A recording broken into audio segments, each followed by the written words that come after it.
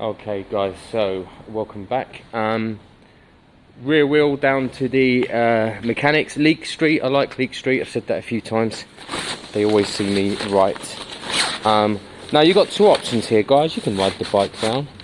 I think they'll probably charge you 25 quid to switch over the tyre, or pop the wheel off, and considering it's already off the ground, it's quite a quick and easy job. I think I'm going to just pop the wheel off, take it down to them. Spare tyres in the trunk, it's brand new rear tyre, and then that will be good to go. 10-15 minutes with them. I have ordered the brake cleaver. I decided to order the brake cleaver. I did order the rear panel, but they cancelled it. They said that it was broke.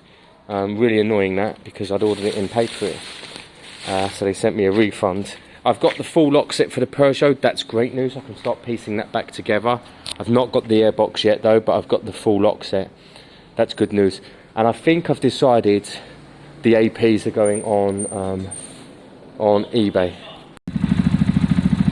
So brand new rear tyre on. Cost only £12 for them to fit that for me. The tyre was quite pricey though, at 55-ish. I didn't do the front because I am penny pinching at the moment, and it probably has 6 months left in it. I don't like doing things too early. If this bike was perfect, as in that wasn't there, and the front light was a little bit neater looking, it would be going up for 1200. It's going to go up for, I'm going to put it up for 1050,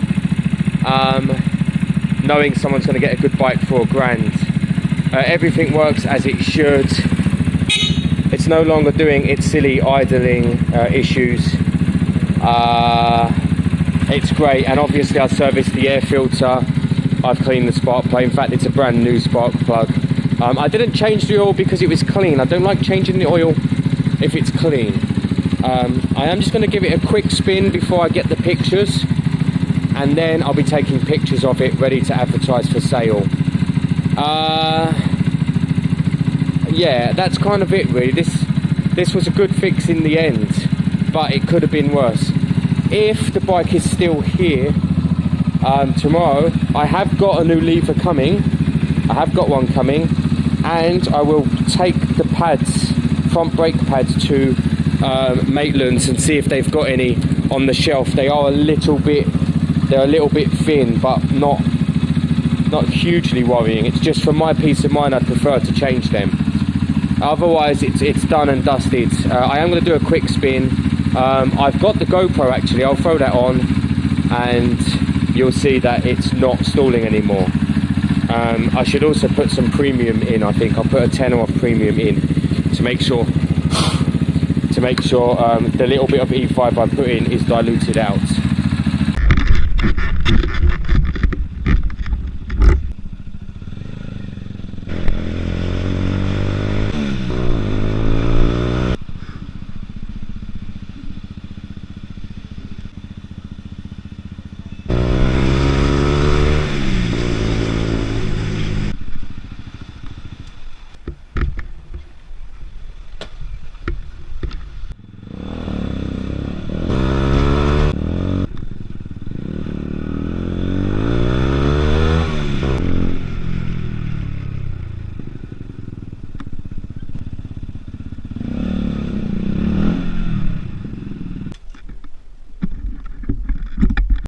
So I really hope that footage comes out of the GoPro, because that shows you that it didn't stall once.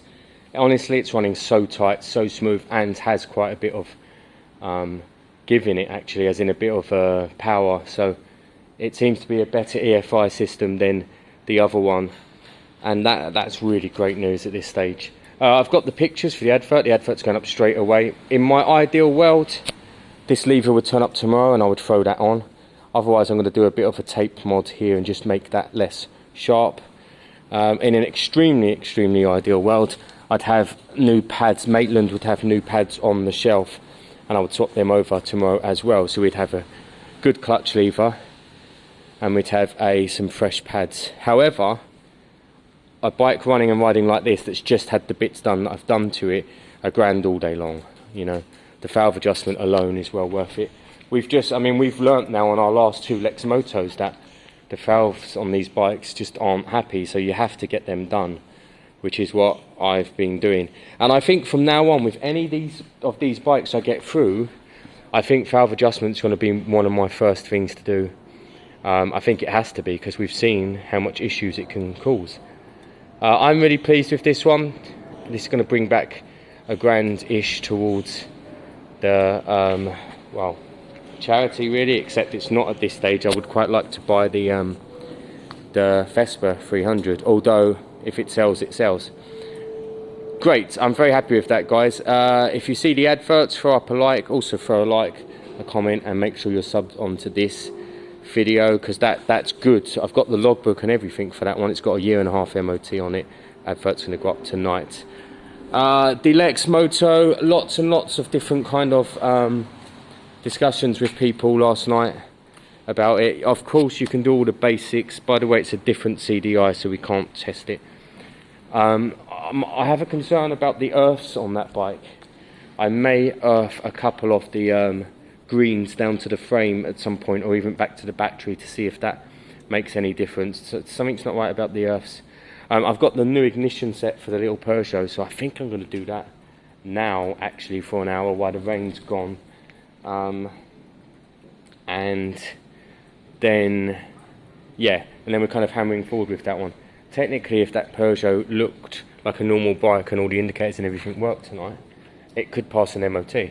It's not going to ride great because it doesn't have an airbox, but if I can get it to an MOT, even in a van, it would pass, because they don't check the engine, do they? And then when the airbox got here, we could look at that part. One of the things I like seeing is how different the bikes become. I really like seeing them, you know, move from being this junk to something, especially when you've kind of polished and shined and cleaned as well. So you've got a running engine, it's MOTable, and then you've done all the polishing. I really love that part of this game. Here's the new lock set. Hopefully, fingers crossed, it's the right one. I have no idea, if I'm being honest, but it looks right. Yeah, I believe that is right. And actually, look, you've got the seat lock mechanism there, which we shouldn't need, and then a new fuel cap, and so we can swap the same keys basically. So this will just become a two key bike really. That's actually really good news. I'd like to get the lock set on at the front and nipped up. I'd like to get the front back together so it looks like a bike, and then I think I've got to be a little bit wary on the rear end because of the well, I need to put the airbox on when it's here, but I was hoping I could just squeeze underneath and plug it on and get everything else put back together. I checked the oil yesterday. The oil is good. I would have liked to have taken the exhaust off. It's a bit more work than I want. I probably will scuff it on the bike, paper behind it, black it off on the bike. I know it's a bit Del Boy, but ultimately this it needs protecting rather than, I don't care how good or bad it looks, it just needs protecting. So scuff it, clean it, not scuff it actually, clean it, get it back, you know, towards the metal, kill some of the rust, some high temp black, paper up behind it. I think that is the angle I'm going down, so I don't mess with taking it off at the engine, just because at this stage we don't need the extra hassle. So let's get this lock set on so that we're working with something. So we got a lock set with steering lock. Check this out, guys, a quick buff using my favourite stuff, Turtle Wax Scratch Repair and Renew. I promise you this was quick, a quick buff. Look at this. Oh, it's a quick clean and buff. That's ridiculous. Didn't even have a clean cloth. Quick buff. If I get my pads on there on the drill, that'll come up lovely. This is also the stage where you need to be touching up this stuff, so touching it up with paint and then buffing afterwards, because you'll buff over it then and you'll leave a little wax layer on top. So yeah, touch up anything like this at this stage. But yeah, I mean, look at that front end. I can't really put the back end together like I was considering, because I just want to have enough space for the I want to be able to make sure the airbox is on properly. I have started cleaning up and de-rusting the exhaust. I've taken off the end cap because that's shiny, or I've made it shiny. This is actually going to look like a really cool little bike. The new ignition kit came with all of anything needed, even the actual rear latching system, which is brilliant. I mean, I've got mine from the old one, but how handy is that? So that's really cool. Honestly, this is going to be a good little bike on the road. I'm looking forward to finishing it. The airbox shouldn't take too long. It's Royal Mail, and I think it's Royal Mail first class, but it does say next Monday, and I don't know why. Normally it says 2 or 3 days. It does say next Monday, so I'll keep an eye on that. The aim, though, my fingers are crossed, that it will be here tomorrow or Saturday rather than Monday. Tomorrow. So, the airbox turned up today for the clic, and this is a terrible example of bad companies. Now, here's the issue. Let's go over all the issues. Crack on the main housing there. It's going to be letting in air. Crack down here on the main housing, the front housing. It's going to let in air. Overflow hole or ram air snapped, so I can't attach the overflow. End piece, look how out of shape and bent that is. I mean, hopefully once I've taken this clip off, it will still go back to shape, but it feels like it's ruined. That's a really bad purchase, and it's not my fault. I promise you, the pictures and the description say nothing about it being broke. Don't get me wrong, I'm gonna patch it up. I'm gonna glue it. I'm gonna do what it takes to patch up. I've even got a front housing that will fit, so that saves all this. But I still need to sort out that and hope that that goes back to round, and I'll put a new clip on it. It just annoys me when you buy things on eBay and they're just not advertised correctly. I've messaged the company and said, one of their things, it says on their picture, please study the pictures carefully so you know what you're buying. I can promise you all, at no point, nowhere in the pictures does it show any of these issues. It just shows you, like this in fact, it shows you the housing from this angle. You can't really see anything. In fact, it's like that. I'll show you the pictures and the description depending on how they manage my complaint. Really, here they need to send the 25 quid straight back and say keep the item, because they've done me here. Otherwise, I don't know. I need to pull out the Vespa 300. I've got a couple of people interested in it. I've never ever had so many scammers and dodgy dealers try and get hold of me. People asking for addresses. They want to know where the bike is so they can come and steal it later. It's so hard to work out who's a genuine person and who's not with these Vespa 300s. I play a very safe, clever game, but you got to be really wary. So I'm going to pull it out, do a mini video for someone who seems interested, and hopefully that goes well. I'll be extremely strict when selling that. They're not test riding it. They can hear it here. They can watch me test ride it. They're coming on their own or in a small group. They're not bringing a group of teenagers with them. I'm going to be extremely strict with that.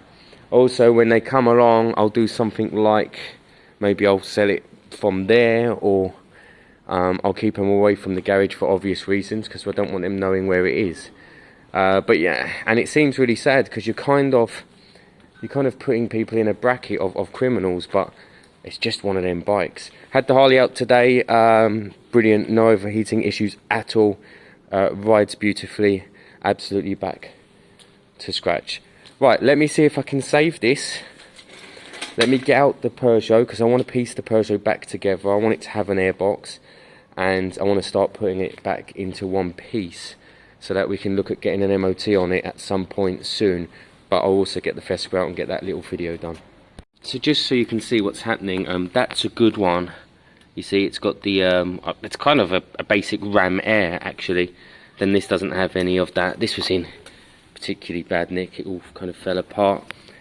And then the back, it's just this crack here which I've glued together, but I want to really make sure it's sealed. So I'm going to go over with, I'm going to let this glue dry. I'm going to do a thicker layer of glue in a minute while it's warm as well, to let that seep through, and then eventually I'll put a bit of silicone over the top of that, and then I'll put some gaffer tape. I mean, it's all hidden, you won't see it, but we do need to make sure it's sealed.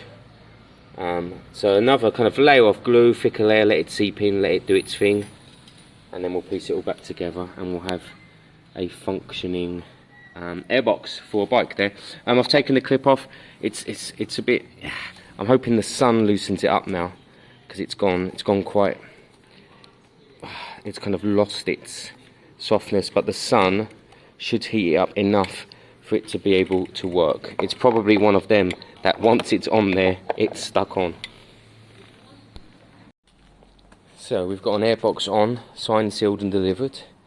At this stage it'd be really silly not to fire it up and just see if it seems happy throughout the rev range. We just don't know, because it seemed happy without an air filter. So let's see.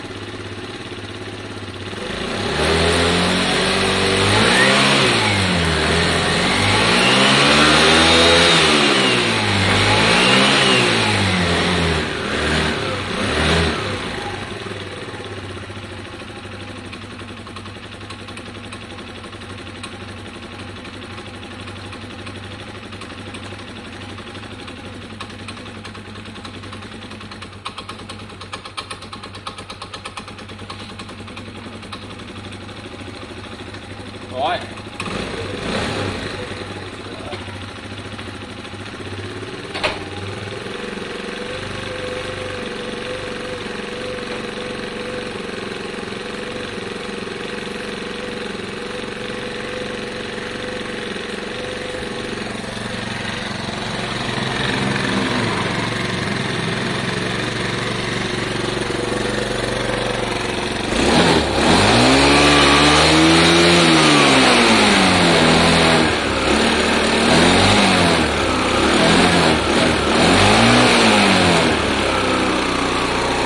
Seems okay enough at this stage, guys. I adjusted the idle too early while the choke was still on, but I'm going to give it a couple of minutes to warm up and just see if it plays ball, just kind of around here, see if it has its throttle under load, etc.